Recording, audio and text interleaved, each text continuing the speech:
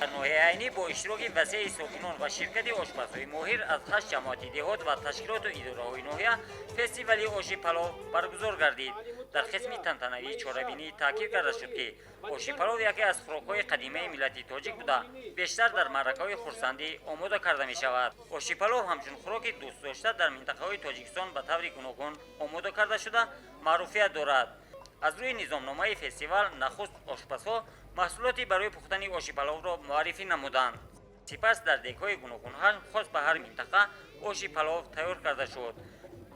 مکان برگزاری این چهاربینی عمومی میدان نشان دولتی انتخاب گردیده آن قبای ادانه داشت. در فستیوال که بخشیده به 30 سالگی استقلالیت دولتی دایر شد، بهترین آشپزها از جماعت‌ها و 20 تشکیلات و مؤسسه‌های ناحیه اشتراک نمودند. فستیوال از روی 4 نامیناسیون آشپزی بهترین، دسترخوانی بهترین و آشخوری بهترین دایر گردید. هر آشپز به طور خاص آش را به شوق کلان آماده نمود. دسترخوان‌ها نیز به طور خاص در چند راسته آرا یافتند که این نشانه از فراوانی از حاصل زحمت مردم کشور برای بهبودی روزگار خویش است.